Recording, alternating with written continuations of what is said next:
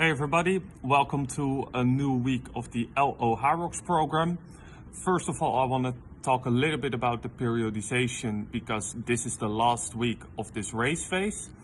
But of course there are a lot of races in the week after. For instance, Rotterdam, Warsaw, Cologne and one in Spain, I think. Sorry, I don't have them all in my head, but there are at least 4 events in the EU, if I remember correctly.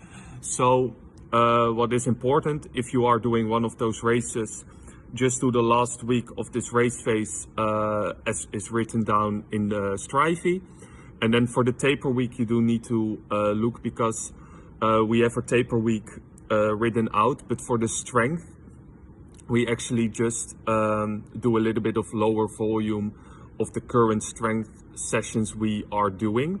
But if you are doing a race and you would use the taper week that we provided, then of course deload the strength sessions that are in the race phase, in the current race phase, and not suddenly start to do the strength session of the new phase we are moving into next week.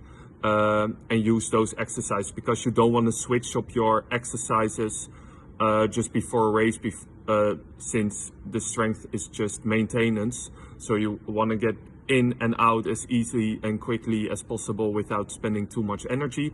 So one more time, if you are racing, do the current week as is written in the LO Hyrox program, and then for next week you will do a taper week.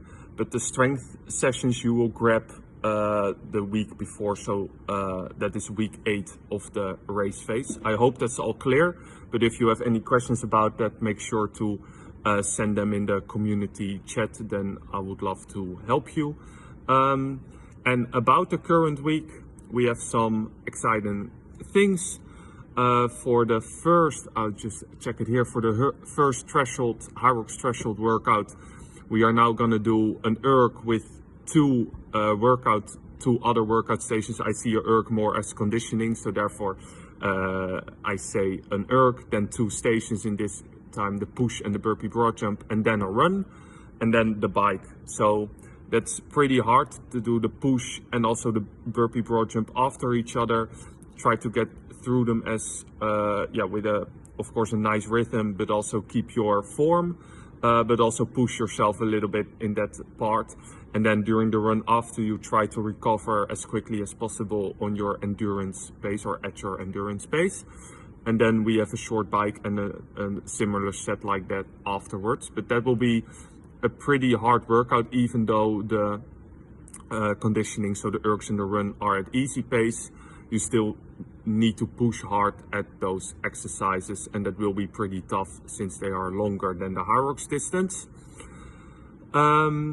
Interesting about the running is that we are gonna do a nice test. So you will want to this week go all out, and that's also not only a very good training stimulus, but it's also very interesting as a test to see if you maybe improved your running, and it can also help a little bit with setting training zones. Of course, if you want to know your training zones, the most ideal scenario would be to do an exercise test, but there are numerous ways. So do the running test, and then during this week I will send something in the community chat that can help you determine a little bit your training zones. It's more an estimations with that test. So that will be fun. And the last Hyrox workout there, we now also do, had the workout with the short intervals with the 30 seconds, 90 seconds, 60 seconds, 60 seconds, etc., etc. But now we're also doing a run after all the stations, and I still want you to push as hard as you can at the last station. So for instance, in main set 1, you have 30 seconds of sled push at RPE 10. You're gonna go all out, and then you still need to do a 1-minute run. So that will be tough, but it helps you with the transitioning. Hopefully you will have a good training week, and I will see you next time. Bye.